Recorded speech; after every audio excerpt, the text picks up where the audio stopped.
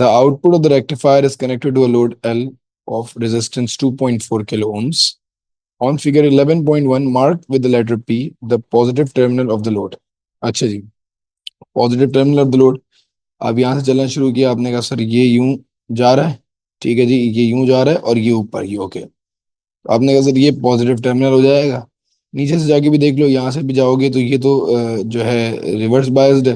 मेरा ये यहाँ से जाएगा, सॉरी ये तो ब्रिज है, यहाँ से जाएगा, दिस इज रिवर्स बायस, ये हमारे फॉरवर्ड बायस है, इससे भी ये इसी डायरेक्शन में फ्लो करेगा. This would go like this and from the top it would go like this. So ये हमारे पास पॉजिटिव टर्मिनल हो जाएगा. ठीक है, you have to mark with the letter P. So just make a letter P over here. The variation with time t of the potential difference V across the input of the rectifier is shown in figure 11.2. You are required to calculate the root mean square current in the load L. Okay. You have the peak power, that is 6, that we have, and then we have just discussed the formula that voltage का root mean square would be equal to, अच्छा current निकालना, sorry, root mean square current would be equal to हमारे पास peak current over the root two. अभी आप realise करेंगे, थोड़ी देर पहले ही हम लोगों ने सिमिलर क्वेश्चन किया था. हम लोग इसकी मदद से v रूट मीन स्क्वायर निकाल सकते हैं by maximum voltage, that is 6 over root two. एक तो यहां से हमारे पास ये वैल्यू आ जाएगी, सो 6 ओवर रूट टू आ गई मेरे पास, दैट इज 4.24. आरएमएस वोल्टेज आ गया 4.24. अभी मैं चाहूं तो V is equals to I R लगा के voltage RMS equals to current RMS times resistance. So 4.24 को इक्वल टू कर दूं current that is not given and the resistance is 2.4 kilo ohms. So it would be 2400 ohms. मैं divide कर दूंगा 4.24 divided by 2400. Sorry, 4.24 divided by 2400. The value that I would be getting is 1.76 times 10 to the power negative 3. So 1.8 times 10 to the power of negative 3. ये value आ जाएगी. अच्छा, इसको करने का एक और तरीका भी है कि आप जो है V इक्वल्स आई आर से पहले मैक्सिमम वोल्टेज निकाल लो, ठीक है, उसको फिर उसके बाद इस फॉर्मूले में डाल के आंसर निकाल लो. तो what ever suits you, both methods are okay and they're all right, whatever suits you. Acha, a potential difference across the load L is smoothed using a capacitor. On figure 11.1, draw the circuit symbol for the capacitor connected to produce smoothing. Acha, where for the smoothing purposes I told you that capacitor is connected in parallel, so you are going to connect a capacitor over here in parallel. ठीक है जी, आप एक capacitor connect कर दोगे and on that note ये part भी finish हो जाता है. Okay. The minimum potential difference across the load L with the smoothing capacitor connected is 3 volts. Sketch the variation with time t of the potential difference across load L. Okay. Minimum potential difference across load L connected is 3 volts. अच्छा, minimum 3 volts. इसका मतलब है कि जो smoothing के बाद जो हमारा मिनिमम वोल्टेज रीच हुआ है दैट इज 3. अच्छा, सबसे पहले तो हमारे पास जो है ना इनपुट वोल्टेज दिया हुआ है, ठीक है. अब आपके पास जो है आप लोगों ने क्या निकाला, sketch the variation with time across the load L. अच्छा, अब ये इनपुट है, मैं पहले समझाने के लिए बहुत स्टेप बाय स्टेप काम कर रहा हूँ. सबसे पहले तो रेक्टिफिकेशन होगी, आउटपुट वोल्टेज का ग्राफ बनेगा, ठीक है जी. रेक्टिफाई होने के बाद पहले तो आउटपुट वोल्टेज का ग्राफ बनेगा, ठीक है, बाद में स्मूथिंग करूंगा. पहले तो मैंने इनपुट का ग्राफ दिया हुआ है उन्होंने, आपने सबसे पहले तो आउटपुट का ग्राफ बनाया. ऑन दैट आउटपुट ग्राफ जो मिनिमम वोल्टेज होगा that is going to be 3 volts. Smoothing हो जाएगी. तो आपका जो कर्व बनेगा वो ये रेड वाला बनेगा.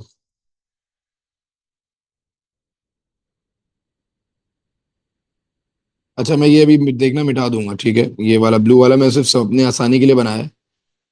ताकि मैं पहले ना उसका जो है पीक वोल्टेज निकाल सकूं, फिर उसके बाद उसको स्मूथिंग करवा सकूं। इतनी अच्छी नहीं बना रहा मैं, थोड़ा अच्छा बनाता हूँ।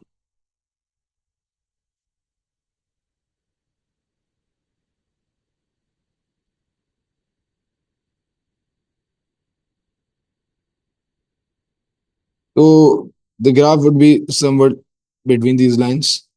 थोड़ा सा जो है अच्छा हो सकता है, साफ सुथरा हो सकता है, बट आई थिंक मैं इस तरह साफ नहीं बना सकता, मेरी कैपेसिटी इतने की है। तो ये आपके पास जो है इसकी जो है 3 नंबर मिलेंगे। एक नंबर मेरे ख्याल से बेटा उसका था कि आपको इनपुट का आउटपुट कर्व खुद आइडेंटिफाई करना, then there is smoothing to be done, and then इसको जो है रेक्टिफाई करवा के आपने कर्व को मिनिमम 300 पर नहीं लेके आना, ठीक है। On that note let's move on to the next question.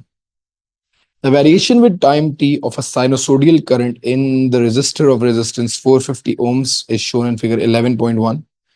Use data from figure 11.1 to determine for the time 0 till 30 milliseconds the frequency of the current. अच्छा यार देखें, ये तो कंफ्यूजन नहीं है कुछ भी, फ्रीक्वेंसी का फॉर्मूला 1/टाइम पीरियड था।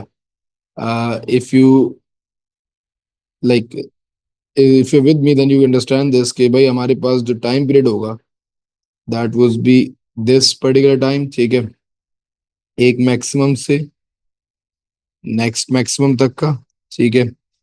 ये हमारे पास जो है 2.5 है I guess, and then this is I guess 17.5। तो 17.5 minus 2.5, the value is 15 milliseconds.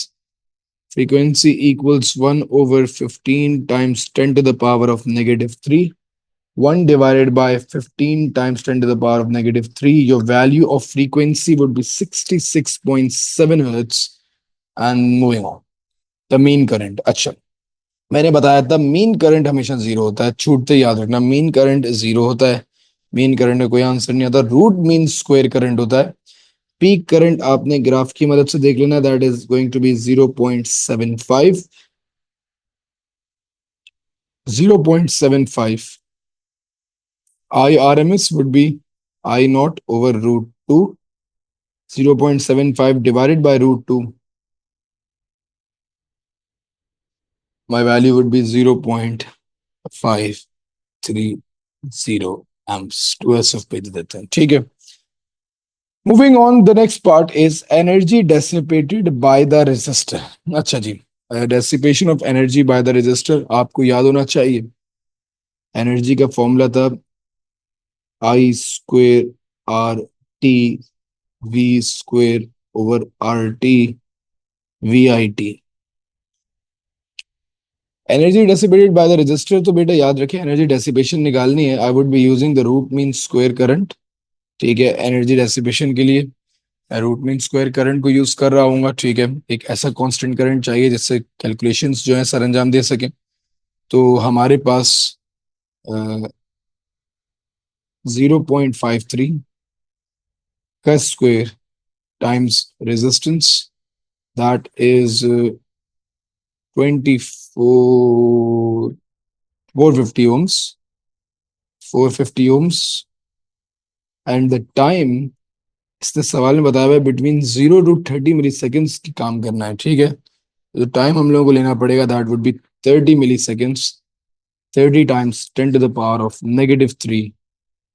You just multiply these three values, 0.53 squared times 450, times it by 30 times 10 to the power of negative 3. Your value would be somewhere around these lines, 3.8 joules. Moving on further. अच्छा, question number 4 में क्या बोलता है? A student is using a power supply that produces a sinusoidal output. The meter of the supply shows that output voltage has a root mean squared value of 14 volts with a frequency of 750 hertz. The variation with time t of the output voltage V may be represented by expression V equals V naught sine omega t.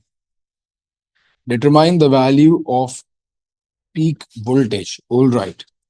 आपके पास voltage output RMS value दी हुई है, V naught equals to, या V naught नहीं, V R M S equals to V naught over root two. You are required to calculate V naught. So V R M S को आप जो है times it by √2 and you would get V naught. VRMS is 14 and then just times it by √2 to get the peak voltage. So 14 times it by √2, your value would be 19.8. 2SF में 20 हो जाएगी. ठीक है जी. Moving on.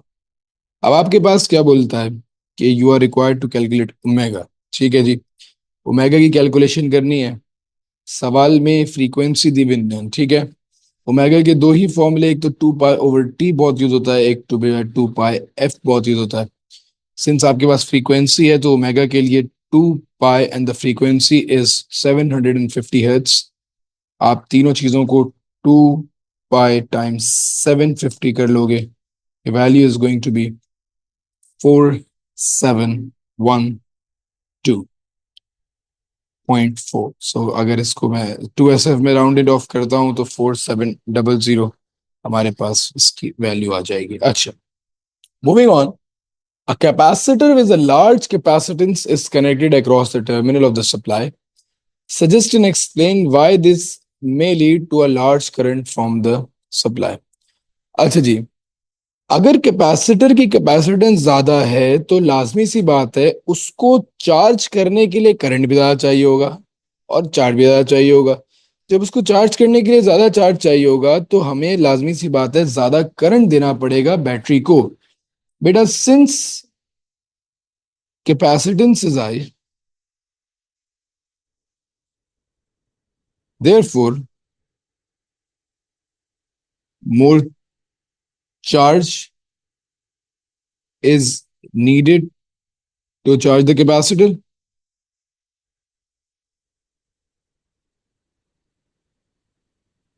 I equals rate of change of charge. अगर charge की requirement ज्यादा है तो करंट की रिक्वायरमेंट भी बढ़ जाएगी. Since current and charge are directly related, more current is needed.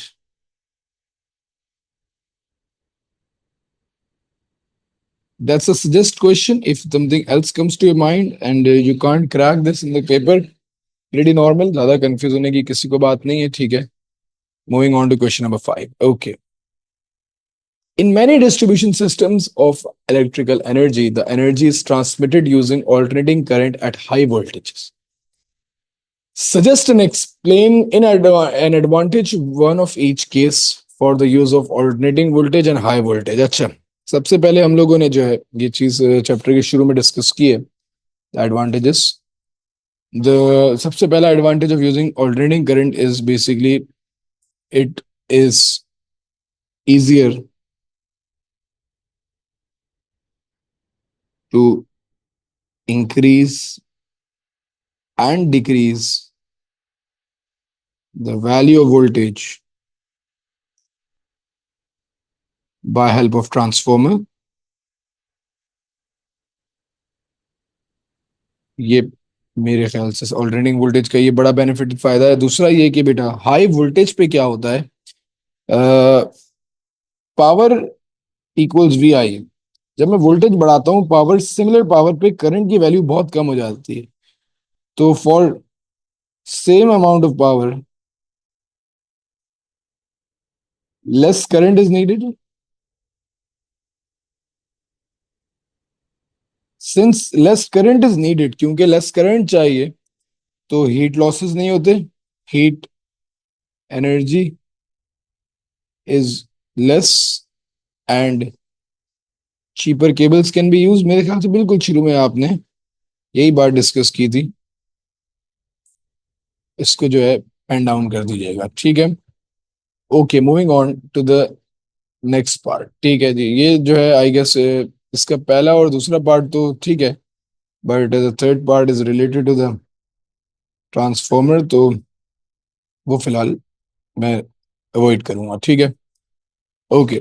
पहले क्या बोलता है कि हमारे पास why an alternating current gives rise to a heating effect in a resistor.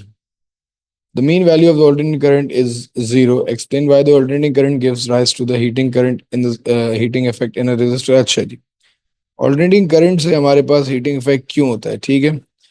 अच्छा, रेजिस्टेंस जो है,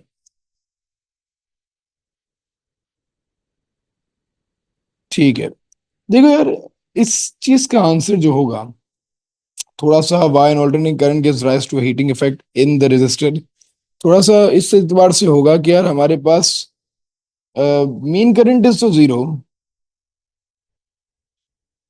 because current travels in both directions. देखो, करंट एक तो बोथ डायरेक्शन में ट्रेवल करता है, एंड ऑन दैट नोट हमारे पास जो हीटिंग है, heating is not dependent upon the direction.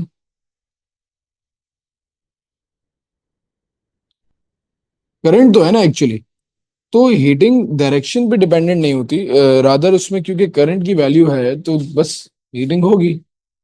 Bye reference to the heating effect, what is meant by the root mean square value of the alternating current. अच्छा, root mean square value क्या होती है? It is an alternating value, alternative value of alternating current, alternate value for alternating current to direct current, ठीक है जी। तो ये हमारे पास जो है, it is alternate value of alternating current to direct current, which produces same power, hence same heating effect। Power भी सेम प्रोड्यूस करेगा और हीटिंग इफेक्ट भी सेम प्रोड्यूस करेगा। अच्छा जी, क्वेश्चन नंबर 7 की वर्किंग देखेंगे, ठीक है। It's also a good question. State Faraday's law of electromagnetic induction. तो यार फेरेडे का लॉ ये कहता था कि the induced EMF is directly proportional to the rate of change of magnetic flux. ये ऑल्टरनेटिंग करंट से पहले जो इलेक्ट्रोमैग्नेटिक इंडक्शन में हम लोग इसको डिस्कस करेंगे। Induced EMF is directly proportional, यार इंड्यूस्ड ईएमएफ,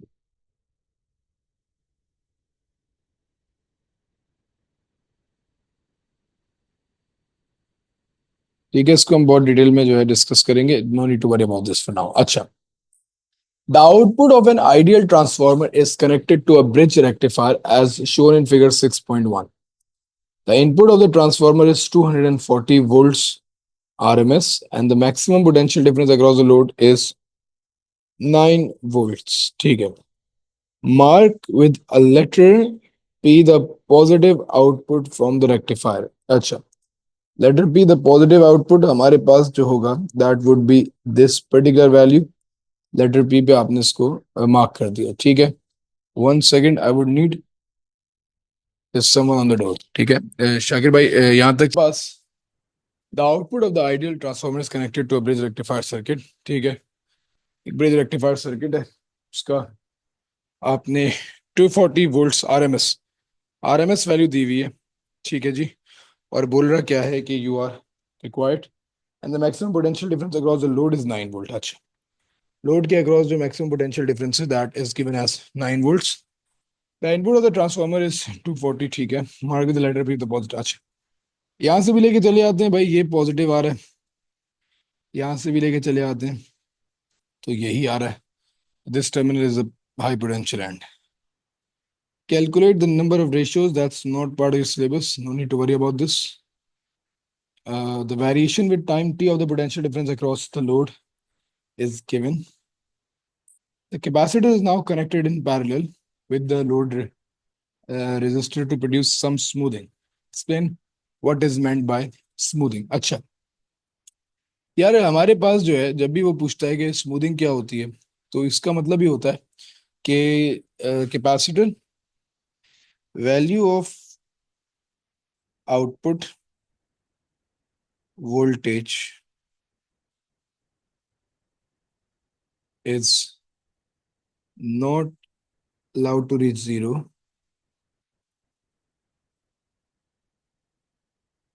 ठीक है, एक तो ये जनरल, बस आंसर आप लिख दीजिएगा कि स्मूथिंग इन जनरल क्या होता है कि आप कैपेसिटर कनेक्ट कर देते हो and you do not allow the value to reach the zero, ठीक है, आप इसको टॉप पे ही रहने देते हो, ठीक है। The variation, draw the variation with time T, अरे मैंने वैसे ही बना दिया, आउटपुट पोटेंशियल डिफरेंस, ठीक है। तो ये थोड़ा साफ बनाइएगा, ठीक है, ये मैं तो गंदा आदमी हूँ। Moving on, again this is not part of the syllabus. Question number 9 में क्या बोलता है, a bridge rectifier circuit is there, ठीक है जी।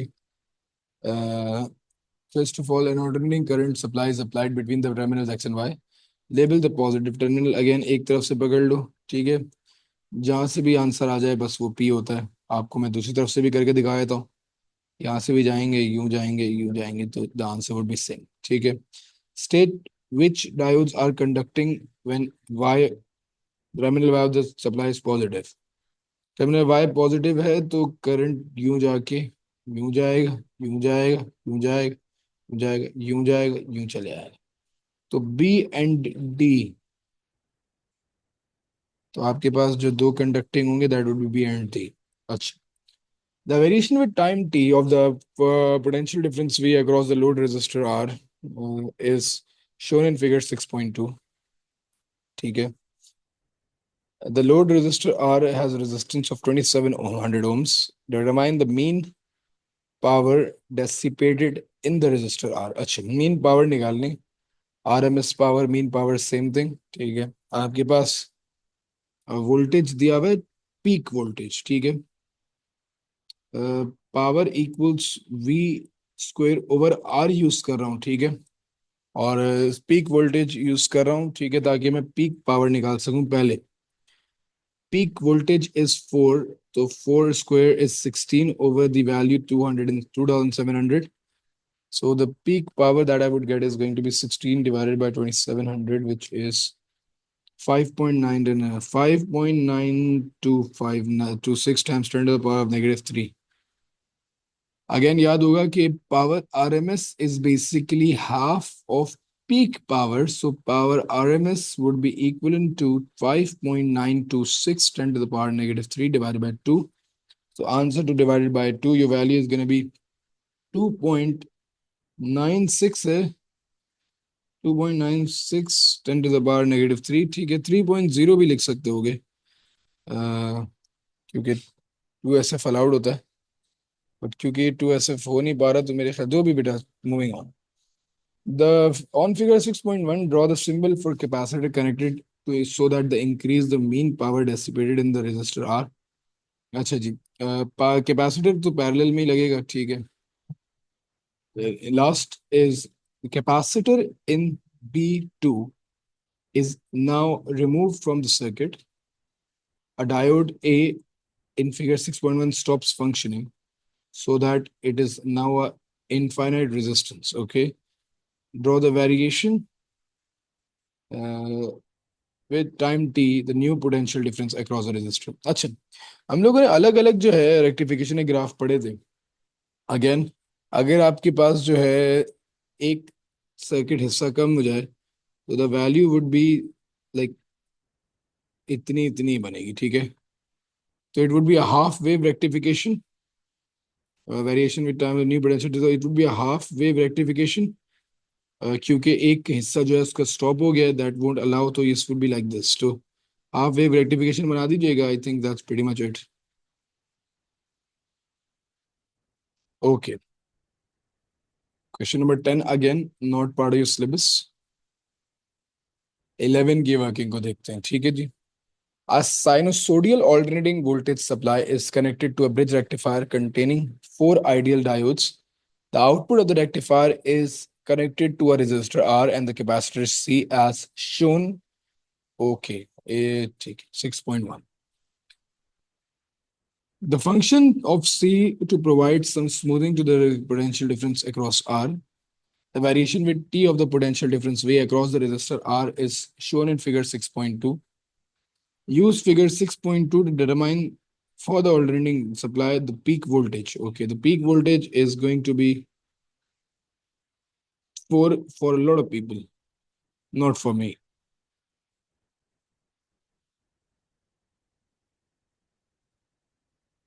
Okay, peak value is going to be 4, ठीक है। 4 वोल्ट्स की पीक वैल्यू होगी। The root mean square rectified है ना, ठीक है। The root mean square value for the voltage, okay. V naught over root 2 is basically VRMS. ठीक है, if I've got 4, so 4 divided by root 2. The value is going to be 2 root 2, which is going to be 2.83 RMS voltage. ठीक है, ये हमारे पास RMS voltage की value भी आ गई। ठीक है, आंसर्स को 2SF में दे देते हैं, मुझे बुरी आदत है, आप नहीं दीजिएगा। The frequency show your working, अच्छा जी, फ्रीक्वेंसी निकालनी है आपने, बड़ी अच्छी बात है। अच्छा, फ्रीक्वेंसी इज इक्वल्स टू 1/टाइम पीरियड, वो वाला कॉन्सेप्ट यूज करेंगे। द कॉन्सेप्ट इज कि मैंने बताया था कि अगर हमारे पास एक पीक होती है तो रेक्टिफिकेशन में you leave a peak and then move on to the next peak and that is going to be the time period. ठीक है, तो लेट्स से ये 5 है तो 10, 15, 20, 25, तो the time period is going to be 20 and 20 milliseconds। So frequency is going to be 1 over 20 times 10 to the power of negative 3. So 1 over 20 times 10 to the power of negative 3. Your value is going to be 50 hertz as an answer. याद रखिएगा, एक peak छोड़ के अगली पकड़नी है। Rectified circuit है, ठीक है। The capacitor C has capacitance 5 microfarads. For a single discharge of capacitor through the resistor, I use the figure to determine the change in potential difference. All right. So again, formula याद होगा, C equals Q over V। हमारे पास जो capacitance है that is 5 times 10 to the power of negative 6, that's microfarads, equals to, you are required to calculate the charge change in potential difference, okay। V निकालना है and charge, okay, change in potential difference आपके पास जो है,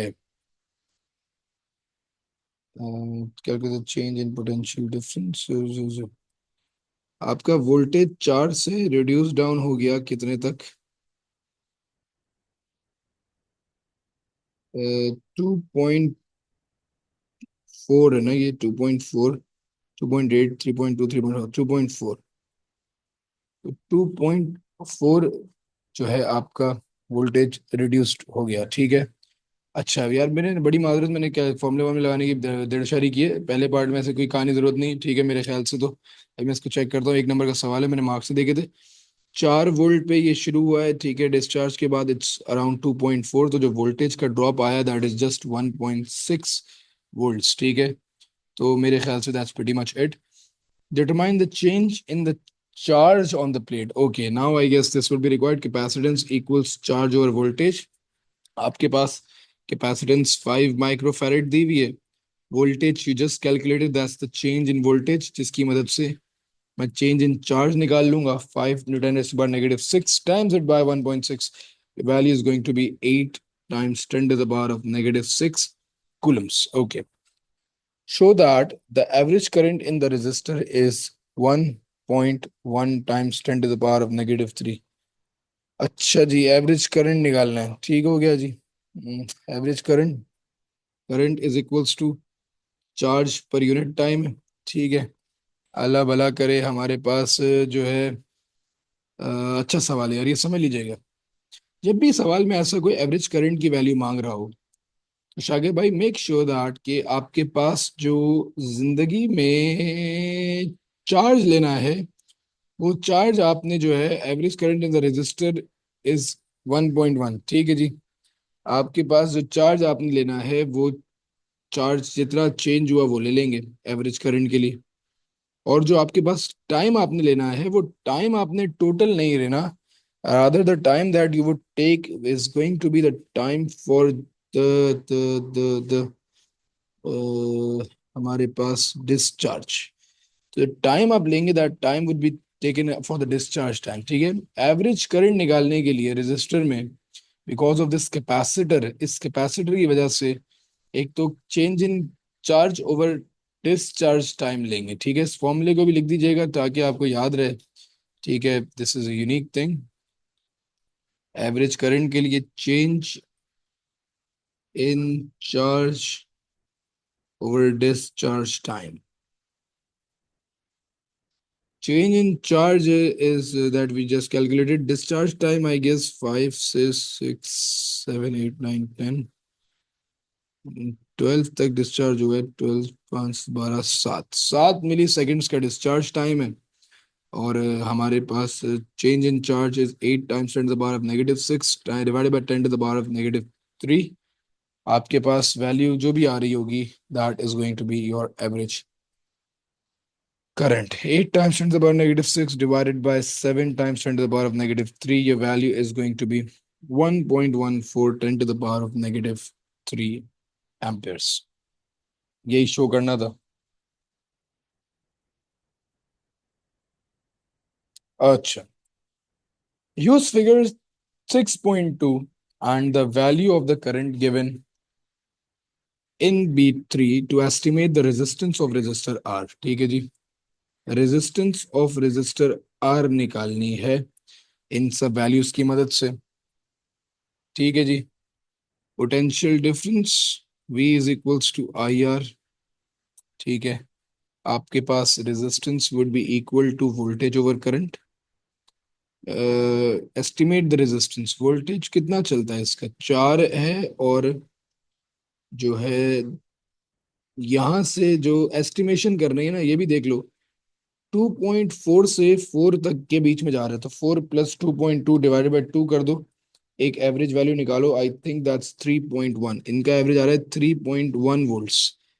आप जो है resistance का estimate निकालने के लिए 3.1 को डिवाइड कर दो करंट से, एक जनरल एस्टिमेट आ जाएगा। Answer divided by 1.1 10 to the power -3, the value is going to be 2800 ohms। अच्छा, on that note, let's conclude the class।